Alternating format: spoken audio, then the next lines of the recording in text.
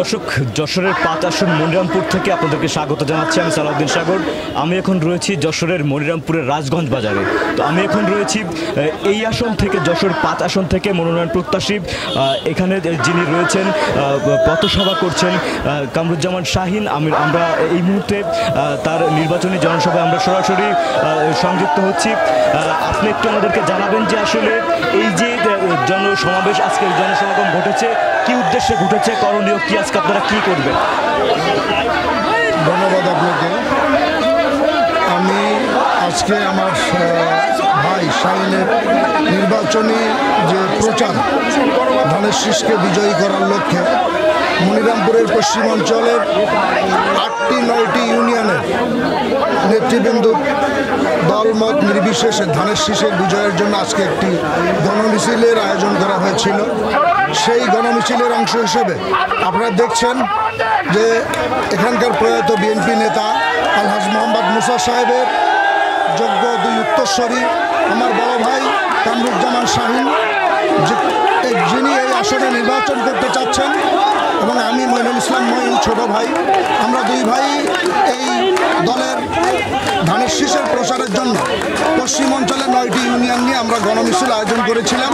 তারই অংশ হিসেবে আজকে আপনারা এখানে দেখছেন পুরুষ মহিলা দল মত নির্বিশেষে গোটা পশ্চিম অঞ্চলের মানুষ আজকে ধানের শীষকে বিজয়ী করার জন্য একাত্মবদ্ধতা ঘোষণা করেছে। ঠিক আছে, ধন্যবাদ আপনাকে। আপনি একটু জানাবেন যে কামরুজ্জামান শাহিনের পেছনে আমরা দেখছি যে উপজেলা বিএনপির যে সকল প্রবীণ নেতারা রয়েছে, আমরা তাদেরকে দেখতে পাচ্ছি। জনসমর্থন কেমন পাচ্ছেন? জনগণ কি বলে? খুবই ভালো, খুবই ভালো। জনগণ যদি শাহিন ভোট পায়, তার প্রতিদ্বন্দ্বী কেউ নাই, এবং সে আমার সদ্য ভাগন মুসা ভাই, সে এই তারই অংশ এটা, এবং তার পরিশ্রমে এটাই গঠন হয়েছে, জনপ্রিয়তা অর্জন করা হয়েছে শুধু মুসা ভাইয়ের কারণে। অনেক ধন্যবাদ আপনাকে। এ পর্যায়ে আমি একটু আপনার কাছে আসতে চাই, আপনি একটু জানাবেন যে আসলে এই জনপদের মানুষ কি চায়। আসলে মরহুম মোহাম্মদ মুসা সাহেবের সুযোগ্য উত্তরসূরি, তার মৃত্যুর পরে সারা মনিরামপুরে যে একটি জনজোয়ারের সৃষ্টি হয়েছে, তারই একটি অংশ পশ্চিম অঞ্চলে আজকের এখানে আয়োজন। আমরা ইতিমধ্যেই জেনেছি বেগম খালেদা জিয়া খুবই গুরুতর অসুস্থ, এবং আমাদের মহাসচিব সহ ডক্টর ইউনূস এবং আমাদের তারেক জিয়া সবাই আবেদন করেছে বেগম খালেদা জিয়া সুস্থতার জন্য। আমরা লক্ষ্য করেছি আজকে শাহিন ধানের শীষের যে লড়াইয়ের জন্য মনিরামপুর নেমেছে, তিনি আর বসে থাকতে পারেননি। পশ্চিম অঞ্চলের জনগণকে সঙ্গে নিয়ে তিনি আজকের এই বেগম খালেদা জিয়ার এই সুস্থতা কামনার জন্য আজকের এই আয়োজন করেছে। নিঃসন্দেহে বেগম খালেদা জিয়ার সুস্থতা আমরা একান্তভাবে কামনা করি। অনেক ধন্যবাদ আপনাকে। এ পর্যায়ে আমি একটু আপনার কাছে আসতে চাই যে আসলে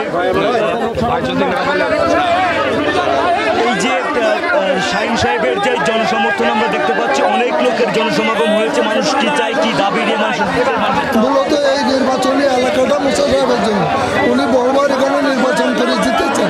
জনগণ সব মুসা সাহেবের পক্ষে, তিনি আজকে নাই, যে কারণে তার যোগ্য উত্তরসূরি আজকে কামরুজ্জামান শাহিনকে মানুষ গ্রহণ করেছে। আজকে দেখেন খালেদা জিয়ার এই মিলাদ মাহফিলে কি পরিমাণ লোক হাজির হয়েছে। হিন্দু, মুসলিম, খ্রিস্টান, ঐক্য, বৌদ্ধ সব শ্রেণী পেশার মানুষ আজকে শাহিনের পক্ষে সম্মিলিতভাবে তারা আজকে চাচ্ছে যে শাহিন প্রার্থী হোক। আমরা আপনাদের কাছে মাধ্যমে আমরা কেন্দ্রীয় নেতৃবৃন্দের কাছে আহ্বান করি যে আজকে শাহিনকে নমিনেশন দেওয়া হোক। শাহিনকে নমিনেশন দেওয়া হলে এসে নিশ্চিতভাবে বিএনপি পাবে, অন্য কারো দিলে এই সুযোগ সৃষ্টি হবে। অনেক ধন্যবাদ আপনাকে। দর্শক, আমরা কথা বলছিলাম এত সময় স্থানীয় নেতাকর্মীদের সাথে। তো এই পর্যায়ে আমরা কথা বলবো এই আসনের মনোনয়ন প্রত্যাশী যিনি রয়েছেন, এই উপজেলা আওয়ামী লীগের, উপজেলা বিএনপির যিনি প্রতিষ্ঠাতা সভাপতি রয়েছেন, তার জ্যেষ্ঠ পুত্র। আমরা কথা বলবো কামরুজ্জামান শাহিনের সাথে। কামরুজ্জামান শাহিন এই আসন থেকে ধানের শীষের মনোনয়ন প্রত্যাশা করছেন। তো জনসমর্থন কেমন পাচ্ছেন? কতদিন ধরে এই যে জনগণের সাথে পথ চলা শুরু হয়েছে? ধন্যবাদ।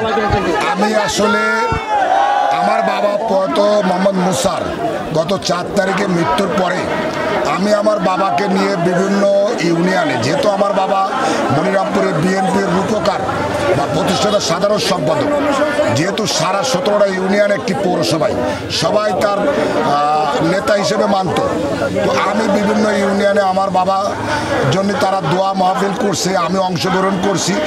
যাওয়ার পরে মানুষের এক পর্যায়ে যেয়ে আমার চাহিদাটা উঠছে যে আমরা মুসা ভাইকে এই স্বপ্ন বাস্তবায়ন করার জন্য আমরা শাহিনকে চাই।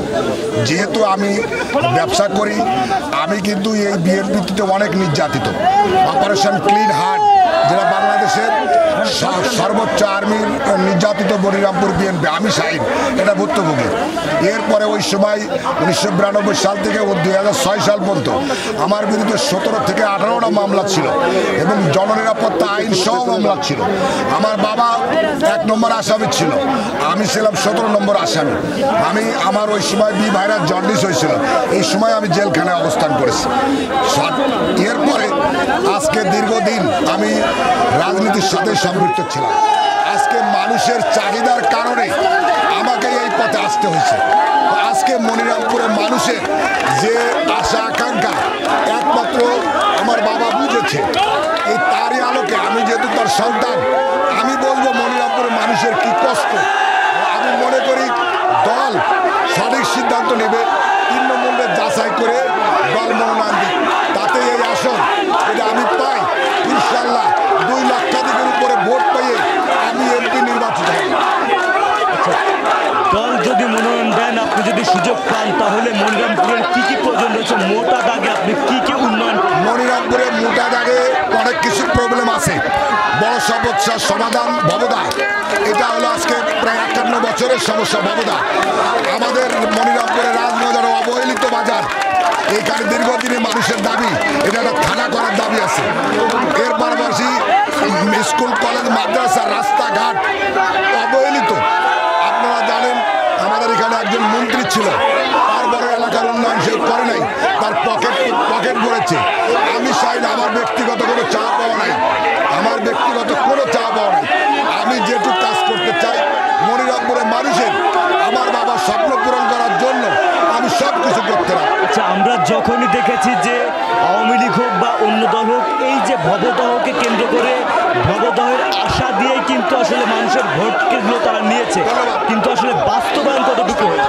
এই ভবদার সমস্যার সমাধান আমার বাবা যখন উপজেলার চেয়ারম্যান ছিলেন, 11 মাস ক্ষমতায় ছিল, আমার বাবাই প্রথমে ভবদার সমস্যার সমাধান করার জন্য উদ্যোগ নেয় এবং আমার বাবা যেহেতু 11 মাস ক্ষমতা ছিল, এরপরে বিএনপি গভর্নমেন্ট এসে এই উপজেলাটা বিলুপ্তি ঘোষণা করে। আমার বাবা যেই যত কথা বলুক না কেন যে আমি করতেছি, আমার বাবাই প্রথমে এর উদ্যোগটা এবং স্যালো মেশিন লাগাইছিল একসাথে 71টা। এরপরে বলেছিল এই জায়গার মানুষের জন্য যে কাজ, এটা আমি সমাপ্ত করব এবং ভবিষ্যৎ সমাধান করব। আপনি নির্বাচিত হলে এবার কি মনিরামপুরবাসী আশা করতে পারে যে ভবদহর যে দুঃখ, এই দুঃখ মনিরামপুরবাসী থেকে মুছে যাবে? আমি যদি আল্লাহর রহম করে দল যদি আমাকে মনোনয়ন টিকিটটা দেয়, আমি যদি এই মানুষের ইনশাল্লাহ স্বতঃস্ফূর্ত আমি সাড়া পাচ্ছি এবং নিশ্চিত একটা বিএনপির আসন সিট, এটা যদি আমি শাহিন ইলেক্টেড হতে পারি, তো আমি আপনাদেরকে কথা দিলাম আজকে টিভির মাধ্যম দিয়ে যে এই মনিরামপুরের যে সমস্যা সমাধান আছে করতে হয়, আমার জীবন দিয়ে হলেও আমি এটা রক্ষা করব এবং ভবিষ্যৎ ভবদার সমাধান এটা আমি শাহিন একমাত্র করতে পারবো, এটা আমার বিশ্বাস। এবং এই রাজগঞ্জের থানা, প্রস্তাবিত থানা, এটাও আমি বাস্তবায়ন করার জন্য আমি চেষ্টা করব। অনেক ধন্যবাদ আপনাকে। আমরা এত সময় ছিলাম 5 আসনের মনিরামপুরের যিনি বিএনপির মনোনয়ন প্রত্যাশা করতেছেন কামরুজ্জামান শাহিন, আমরা ছিলাম তার নির্বাচনী পথসভায়। তো তিনি জানাচ্ছিলেন যে আসলে তিনি যদি নির্বাচনে এবার দলীয় মনোনয়ন পান, তাহলে এই যে মনিরামপুরের ভবদাহ, যে মনিরামপুরের দুঃখ বলা হয় তথা যশোরের দুঃখ বলা হয়, কিন্তু ভবদাহকে তিনি নির্বাচিত হলে মোটা দাগে এই যে ভবদাহের যে সমস্যা রয়েছে, তিনি কিন্তু এবার সেটির সমাধানের উদ্যোগ নিবেন বলে তিনি আমাদেরকে আশ্বস্ত করেছেন। তো যশোরের মনিরামপুর থেকে এই ছিল আমার কাছে সর্বশেষ।